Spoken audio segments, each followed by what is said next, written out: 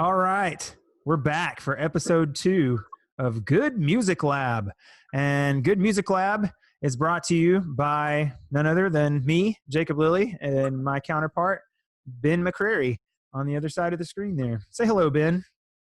Hola. We're going to talk today, since we didn't talk last time. Basically, the idea last time was we were going to talk about Far Beyond Driven by Pantera. And basically what the podcast turned into after going back and looking at it was us joking, which is, I mean, that's inevitable. That's going to happen, us joking around and laughing and going like super deep on topics. But we went more the nostalgia side about Far Beyond Driven and where we were and how we felt about it and things like that, instead of looking more at the technical side of things and why it's such a good album. So today the plan is to talk about why it's such a good album. We are just coming off of the weirdest 4th of July weekend that I've ever been a part of, just because there was nothing. I'm not going to go to Washington, D.C. or to Mount Rushmore to celebrate personally, but it was strange. Ben and I were just talking off camera about how here where I live, we always have a parade, and there's a 5K, and then all day there's festivities going on, and it's like the Super Bowl for my little town. And there was nothing except for last night. There was some fireworks, the fireworks display that we watched from in front of the house. And so things have been strange, but things have been good too. Ben, you've been doing lots of recording, right? Yep. It's been awesome, and it kind of sucks because I could do it all day long, but I want to make sure that I don't burn myself out. And that's when the suckiness comes. So all day long I'm recording, and it's a blast. Because I think for me, the most fun thing in the world is to create something and I prefer, most musicians, they want to play live, especially band guy. Yeah, my band, we played shows at Curtin, and there's so many people coming and blah, blah, blah. Yeah. But for me, I would choose being in a studio, and or I've never been in the studio and been that productive. I have been in the studio, but not that productive. But being at home and then being like, look at what I made last night, something like that. That's more fun to me. So I've been doing that a lot. And then in the breaks when I'm trying not to burn myself out on it, then I'm just like, all right, what do I do? Watch TV now? Go out? Where do I go? Mm-hmm. But that's where so it's kind of bittersweet, because recording is the most fun thing ever. Sure. Yeah. And I think the ease of access that we have to that stuff now too is fantastic, considering what we used to have, what your little 4-track recorder, I don't know, just a tape deck, with a microphone, that kind of stuff. And now we actually have stuff that is compact, and we can take it with us and record how we want. I mean, the stuff that I do, the songs that I've done it all here myself, and maybe with an actual guitar, and then everything else is in GarageBand, the stock sounds and the stock instruments in GarageBand. Just spider on my microphone. And he's still there. Look, see him? Boop. Yeah. Now he's right there on the on the USB. I'm just gonna let him chill until he jumps at my face, and then if that happens, we'll cut and start another take. But I think that for me personally, it's tough. I have to wait till the boys take a nap, and maybe my wife and daughter are gone, and then I'll record, because I don't want to take time. I'm going to be in the closet recording all day, to what end? Because I have a funny song I want to show Ben and Travis, I mean, that's not, but at the same time, it's very producing something like that and creating something that too is my heart, I am creative to my innermost being, and that's fulfilling to do that. So I think that's why this album is the quintessential album too, Far Beyond Driven, just because of hearing what they did in their little studio in Pantego, Texas, back behind, or the stuff they came up with just down the road from us, and how that went worldwide at a time to where you had to have the backing of a record label and a company, instead of just being able to fart a song out and put it on SoundCloud. Definitely good stuff. Let's talk about it, man. Let's talk about, we'll get into it, talking about how obviously we talked about the nostalgia side. So talking about what we think about each song. We don't have to do each song, but the ones that stick out the most. What do you want to start with?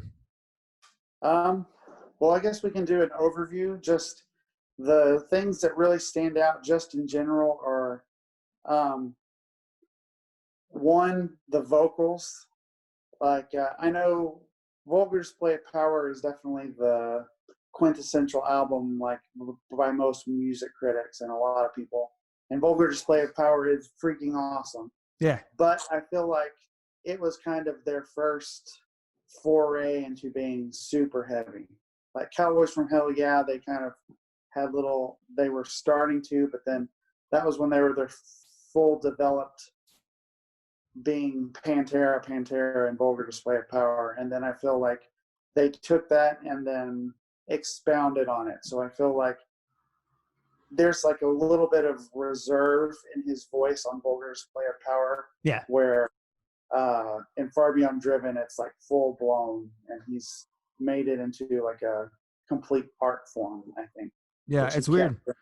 Yeah, it goes from because there's still like a hair metal aspect in Cowboys from Hell in a few of the songs.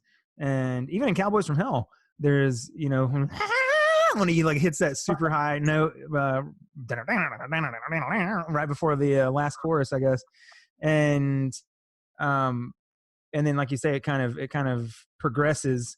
But yeah, I guess it is a little reserved in there. I think what annoys me too is that people are like, oh yeah, dude, I love Pantera. I love Walk.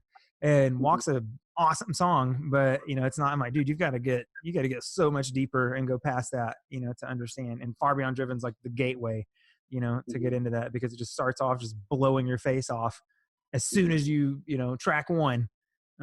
Strength Beyond Strength, it's like, oh my god, this is awesome, and then just keeps hitting you every single song. So yeah, definitely.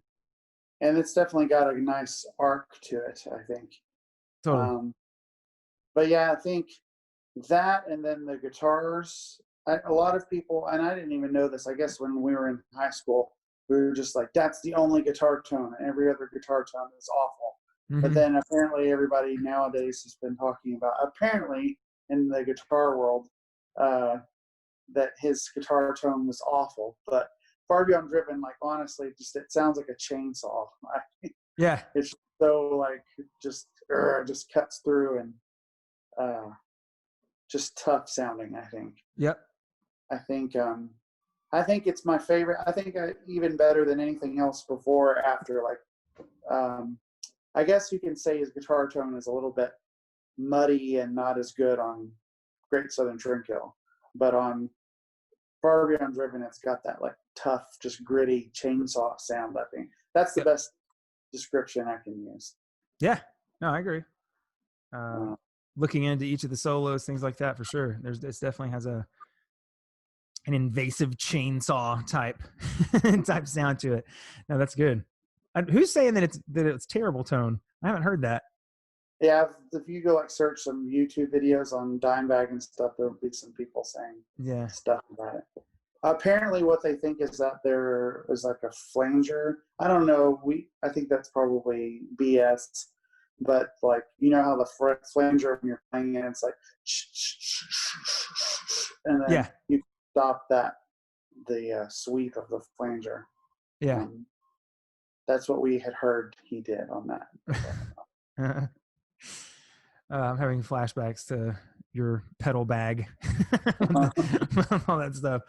Well, cool. Let's go, man. Let's talk about, I guess, from Strength Beyond Strength and on, because I'd already mentioned that Strength Beyond Strength just completely just blows you out of the water as soon as it starts, or did me. And I remember hearing that. I can't say for the first time, but I remember when I finally realized how heavy that song was. And because I'm like, man, this is really fast, because I guess there was a time when I was just looking for breakdowns and vocals and screams and stuff, and if I didn't hear that, I'd skip past it and go to the next song so I could hear this heavy, groove or whatever. and just looking at like the punk aspect, the hardcore punk aspect of Strength Beyond Strength. I love it, dude. Like that's one of my top favorite songs. Not just on that album, but in general. I love that song. I always say that if like from 1992 to 4, if Pantera made like a punk album, it would have been like the best thing ever. Oh yeah. Yep. And I think the punk thing is something that a lot of people don't pay attention to, because I don't remember where Phil said it, but I think he started doing the shaved head thing and everything. Like he started being influenced by Henry Rollins a bit too. Oh, you can see it, man. Yeah, you watch old Black Flag videos, and you can see just the way Henry Rollins moves and is like skanking around the stage and stuff. You can totally see Phil and Samo like all within each other, and it's awesome because that command of the crowd. I love it. It's weird now too that he's like I've seen things like videos of him lately, and he's like reminds me of my dad so much. It's weird. Have you thought that too? Like how much, like just the way he talks and stuff and the things he talks about. I'm like, dude, it's like a younger version of my dad, and he's like all reclusive in his house. Sorry, what were you gonna say?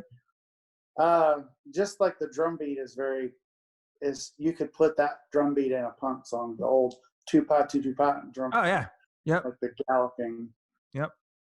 I guess we should probably say that for anybody that doesn't know what we're talking about. Our drum lingo, which is like the 2 is the bass drum, and then pa. So you got the do-pa, do-pa, do-pa. Yeah, pause the snare. Yep. And that's universal musician speak. There's the spider. See him? He's like a clear color. The wee little lad. Aye, he's a wee little lad. He's a wee spider. But definitely the chainsaw is there too. It just sounds like. Oh yeah. Yeah. And I think that's one of my favorite songs to play too, just because it's just so much fun, to play that song. And it's not like technically difficult. It's very punk, just the way it just up and down the neck. And it's really simple in a lot of areas, but it's just to think that he could take something so simple and make it so heavy, and it just all works so well. I was listening to something the other day, and I can't remember, or maybe I was reading something. I don't remember what it was, but it was an article. That's what it was. And it was talking about how Phil was talking about how, things were never resolved with Vinnie Paul. And he was talking about how not only did Vinnie Paul drive the band musically, with the drums and just the depth and the power and the force of the drums, but he also drove the band when everybody else would just be like just smashed and wasted. Vinnie Paul was the one with, he had it together, and he's the one making the phone calls, booking the next show, arranging transportation, things like that. I guess he was probably the oldest in the band too. And okay, yeah.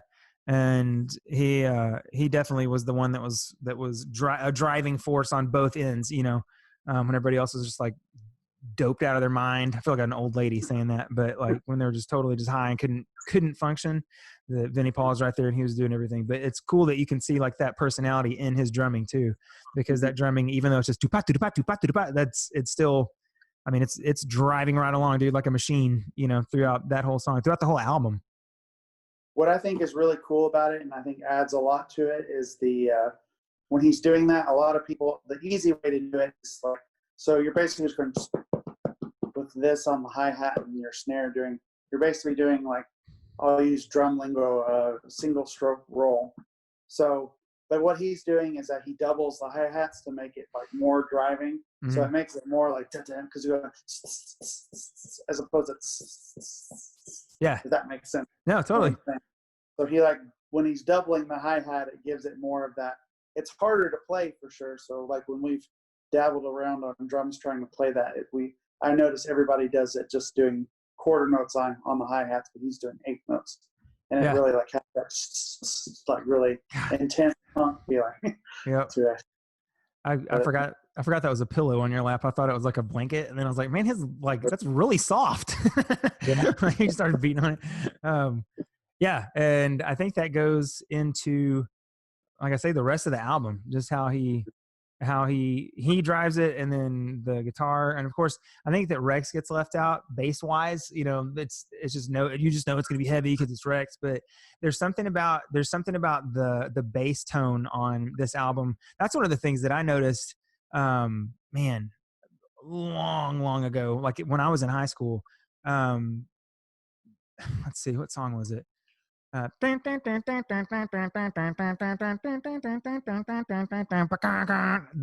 even think of the song now, but just the bass, like just hearing the pick on the strings on that song, I'm like, oh my god, that is the coolest thing. I would run it back over and over and over and just listen to that part, because it was very punk rock pick bass, and heavy. But man, it's just they were so they were such a force to be reckoned with at the time, and the fact that they pushed against everything else, everything that was trending. Like, I know it's like all these like Pantera buzzwords, like they were so far beyond driven, it was crazy. but because they were just a vulgar display of power, vulgar display of power, energy. I could just see him sitting in that with like that long mohawk saying all that stuff. But I think that as they found their footing, and they found more of who they were, and just the tightness of that, just how tight that album is. That's one of the things that's so attractive. Plus, it was so rebellious and it pushed against the mainstream, which is exactly. And it's not that they wanted to do that; they did that, and it was okay with them. They just kept on doing it. They had that whole perception about themselves. They knew that they were awesome, and they just kept doing it. So. This is weird for everyone else that's listening right now, but I'm going to tell you, Ben, I just realized that we probably have like 15 minutes left, because I've already promised I have another appointment, or my wife has an appointment, and so I've got to go take care of the kiddos. But so let's talk about other stuff, dude. You're talking about the kick in Becoming. So yeah, that's something that was revolutionary, I think, because a lot of people do stuff with the hands that are very intricate like that, but I don't think anybody really until that were doing anything like other than just going on the kick drum. Yeah. So basically what he's doing in there for Becoming is the exact same beat as in the Dupa of String Beyond String, where it's but he's doing it like with his right foot, he's going left, right, left. But he's either doing that's either called the slide technique. Yeah. I don't know which one he was doing, or heel to toe, but you can do like doubles really quick on your bass drum. So he's going on the kick drum. Yeah. So he was the first one, and it's crazy because since then everybody else has taken what he did and expounded on it. Like if you heard that Meshuggah song Bleed, it's a lot more complicated than Becoming, but I feel like there would be none of that without Becoming. Yeah. So I think he was kind of the one that did. I mean, it's just the fact that they came up with that, and then it's just mind-boggling, but yeah, it's so amazing. Exactly. Yep. There's been a point in my life playing drums where I thought, I can do that. I just need to work on it and practice. And then I remember seeing him do that on the 3 video. There's like, they had like the drum cam, like of him, just going through all the different Vinnie Paul stuff. And he was doing, I think he's in like the slide, like you were talking about. And I'm like, dude, there's no way. Like I've tried it, and I'm like, I just no. And I'm like, I'm just gonna leave that to the master himself, But yeah, I remember I was on a bus. We were coming back from Longview, and it was with choir, and Brandon Johnson had Far Beyond Driven, and I had just gotten it. And because I think I said in the last podcast, my Columbia House order had just come in, and he had that, and I had recommended to him Tommy, the rock opera soundtrack for The Who, but he got like the album Tommy, which is not as good in my opinion as the actual movie soundtrack. Just because there's such a host of other people, and like special guests and stuff that come in and sing on the movie soundtrack. Anyway, I digress. That is something that you should listen to though if you're into like 70s progressive, late 60s, early 70s progressive rock. Is watch the movie Tommy, because that thing is crazy. Um, but he was saying something about, I remember he was talking about Becoming, and we were listening to it over and over. And that's when that is the point, driving through the East Texas piney woods. And then I was like, oh my gosh, man. Like, I had my Discman in my lap and I was like holding it. So when we hit bumps, it wouldn't skip, because I was like so intent on listening to the drums on that song. And my mind was blown. I'm like, I have no idea how he's doing that, but I have to find out. And then, the quest went on from there. But yeah, and then I like saw it on video and stuff. I'm like, I can't do that. But Remember there was the white Chris Brown and the black Chris Brown from yeah, school? The black Chris Brown, I knew him from jazz band, so yeah, he still is a very good drummer. yeah, But yeah, I showed him that, and it's just so crazy that musicians can understand awesomeness, even though I bet he doesn't listen to metal. But he was just like, I remember his mind was blown. Like, I was in geometry class with him. yeah. I was like, check this out, and he was like, holy crap. Yeah. He didn't say it like that, obviously. Yeah. I remember he used to challenge me. He's always like, so you think you play drums, man? You play drums, Jacob? I was like, well, yeah. And he's like, no, we're going to play drums. We're going to play drums. And I'm like, we are? And he's like, oh, yeah. He's like, I'm going to show you. And I'm like, show me what? Like, I know you can play the drums. Like, he used to like challenge me and say that I couldn't play the drums. And so I'm like, I can play the drums, dude. I'm no Chris Brown, but I can play the drums, And he used to like anytime we'd ever talk, he's like, oh, you think you play drums? I'm like, I do. I play the drums. I don't think. I know. I just did it. I'm like, they're in my room. I play them. But he used to challenge me all the time. Yeah. That's funny. I haven't thought about him in years, man. Him and David Stiggers were on the drum line and in jazz band. And I remember them always playing the drums. So Becoming, and then after that would be 5 Minutes Alone? Yeah. I like the group. First thing to say about 5 Minutes Alone is another Dimebag peculiarity and genius is the guitar solo, which is it's just him tremolo picking one note and bending. So like something like a little kid would do if they're like somebody that doesn't even know how to play guitar would go like it's so like juvenile and stupid, yeah. But he does it and it's awesome.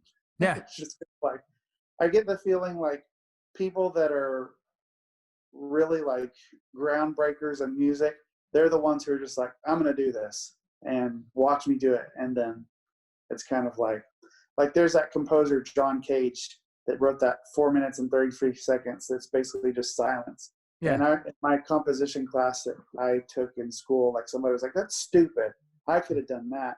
And then the teacher said the most profound thing ever, and he said, yeah, you didn't though. Yep. I'll say, did you? Yeah, that's a very teacher thing to say. Yeah, but did you?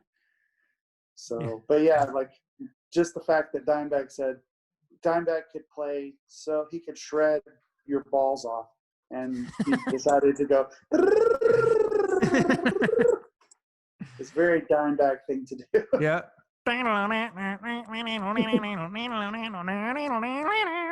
Yeah, that's great, especially when you see the video and you watch like the strings vibrating and everything. And then him just pulling that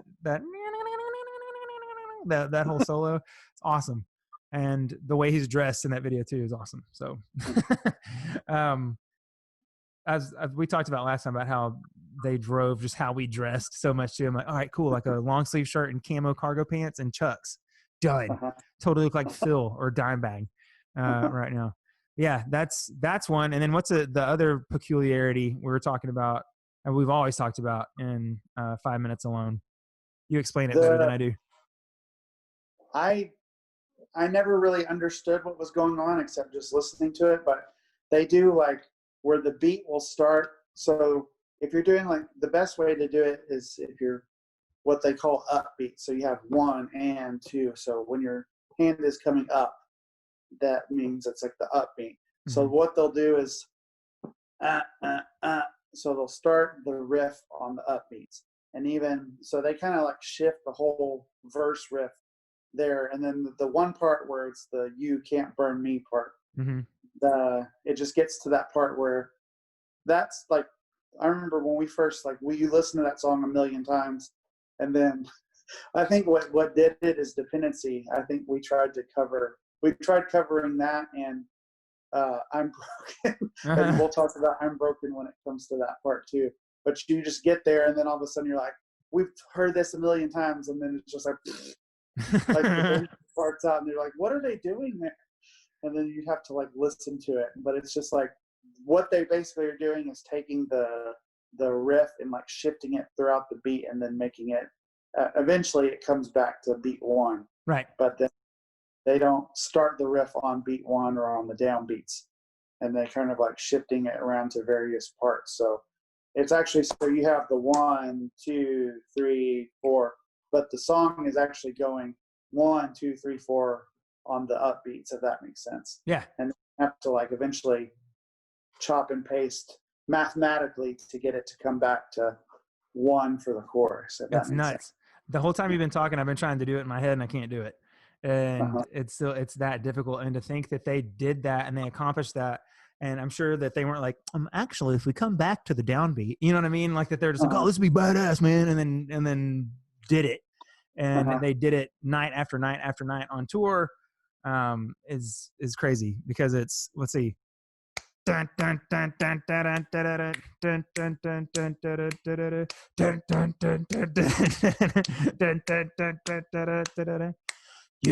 see, I skipped it again. He goes, "You can't burn me." Ugh, it's so hard. Yeah, it's very difficult. That's always thrown me off because I've always been like, "What are they doing? How do they get to that part?" But yeah, that's the musical genius that's contained in just the first, I don't know, 20 or 12 minutes, 13 minutes of that album it's mind-boggling, as you said earlier, just for it to be just a metal album or groove metal, groove thrash, whatever you want to call it. I think Vinny was in drumline in high school, so I think Doug probably knows some of that too. But if you like, for everybody that doesn't know me, I've started trying to actually learn drums legitimately. So I'm starting to learn all the rudiments and everything. And some of those, like, this is a Pantera riff, basically. Right. So some of them basically sound like a Pantera riff. So I really think that drumming influenced them. So I don't know if they were like, they obviously were not sitting down and thinking about stuff, but I think they just had that ingrained in them. So they were very rhythmic. It's like pontificating on how could we make this the new thing or whatever. How can we blow people's minds? I'm sure they thought that, but not in that sense. I've got like 4 minutes to, and I'm gonna have to get off. This stinks. I'm sorry. We had like extreme technical difficulties this morning trying to get, and it was on my end because I was using the wrong audio. Now that I have this like fancy setup and stuff, I was using the wrong audio for the mic. But we got it together kind of late, so we're gonna cut it short this week. But let's see, one more thing. What's one last thing that sticks out about this album, and then we'll close it down. Same thing. I'm Broken uses some really cool rhythmic stuff, like rhythmic changes. So we'll kind of go into that, and I'll talk about why I think Pantera is super genius. Mm-hmm. So anybody else I'm sure everybody that's going to be watching this knows my background, but if we hopefully get some people that don't know us. Dude, we're going to make it. Just wait. We're going to make it. Yeah. Get a record deal. There's some people and there's some producers in the audience right now. So I do have some composition training from school, but basically if you like study great composers, they take an idea. So a composer when you talk about Beethoven and all those guys, it's not really melodies, like a good song that they're remembered for. It's for taking an idea like da da da da da da da, and like morphing it and turning it into something, and then making it evolve. And how they expand on ideas, that's what makes them great. So I think Pantera does that on their level. So a new level. Takes it to a new level. I'm Broken especially does that, especially if you take that da da da da da da da da da, and we'll talk more about the time. So it's 1, 2, da da da da da da da da da da da da da, and then they make that riff fit into another time signature altogether. Da da da da da da da da da da to 6/8. Da da da, and it's really neat how they do that. And then other than that whole song just goes from 4/4 to, it takes the 16th note of 4/4 and turns it into 7/16 with the da-na, so it's da-na, da-na, so it's 7, and then they move that into that, so it's like kind of all over the place. Mm-hmm. And I think that's 5 Minutes Alone is, I mean, I'm Broken is one of the best examples of how Pantera takes an idea and then they'll expound on it and then turn it into something. And people in metal are still doing that today. Yeah. And I think Pantera started it. Yep, for sure. That video is awesome too. Just the raw aspect of that video. I remember the first time that I really grasped, I knew that I'm Broken was a great song, but we were on our way. I had taken for the G-Town peeps. Did I just say peeps? What is wrong with me? The people that are listening, I feel like one of the teachers at school, like slowly turning into like a white lady over quarantine. Peeps. She's cray cray.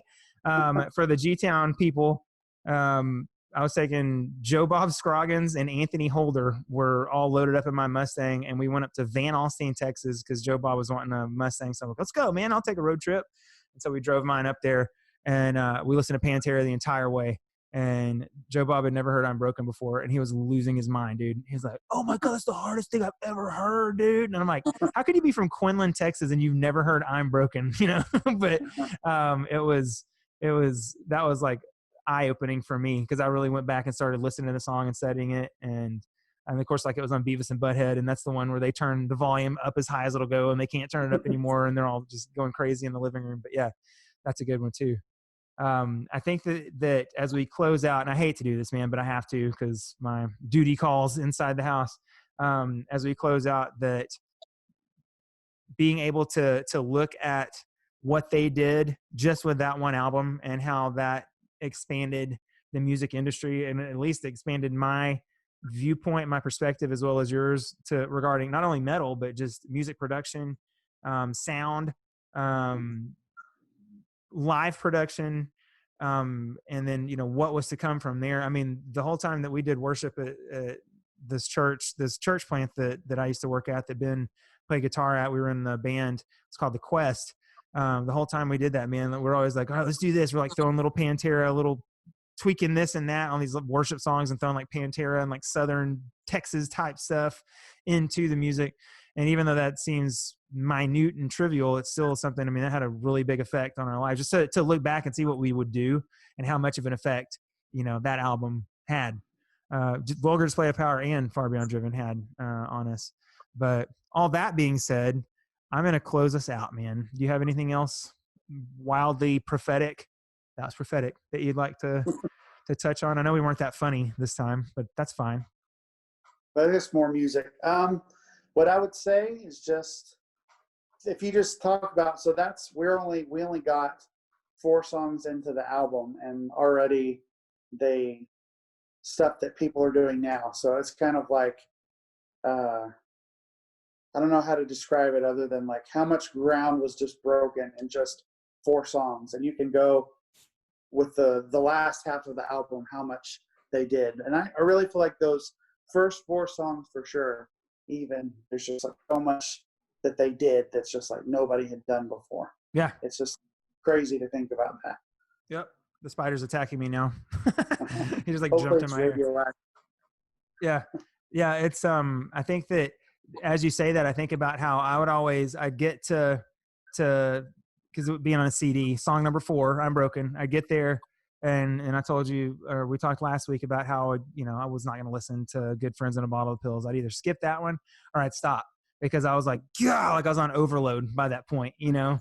And then I'd come back and listen to the rest of the second half of the album after that, which was, you know, just that much harder. But those first 4 songs, man, those are the ones, dude. And those are like the singles, if you would, if they would, you know, put that out as a single, those would be your hit singles from that album. And I think that looking at that, just not that I've recorded a lot for anything professionally, but looking at how that album is even structured, with, like you said, it has like an arc, the dynamics of that album, and how kind of it goes, it just starts out just crazy, and then it goes down kind of, but it doesn't, and then it's just different, and then it just gets just harder and harder and harder as it goes. Dynamically, I guess I think that's had a lot of influence on me as well, and that's why I think that Far Beyond Driven is one of my top studio recorded albums of all time from my favorite band of all time. These guys right back here, Pantera. Benjamin, it's been real. We're going to do this again next week, and we're going to start earlier so we can actually talk more. And because I know people are they're just on the edge of their seats wanting to hear more about what we think. And but I want to talk more about this. Yeah. I told Ben that we should have been recording everything else that we talked about as we were getting ready for this, because we talked about some funny stuff that pretty much me, him, and maybe like 4 or 5 other people would think was funny, but who cares? It's funny to us. So I'm going to close this out, and we're going to get more regular with this, because I've been on vacation, but now that we're back locked down, we'll be here a lot, and we'll be more regular about reporting and recording. Ben, it's been real, my man. Deuces. We'll see you next week. Guys, take it easy. Good Music Lab. You can check it out on YouTube. There's an Instagram, or it'll be on my personal Instagram, I guess. And then I'll put it up on Spreaker as well. So Spreaker's like a thing for podcasts. So I'll put that up, just the audio version. Until then, Y'all watch yourself. That's right. Y'all watch yourselves out there. Y'all have a great week. See ya. Bye.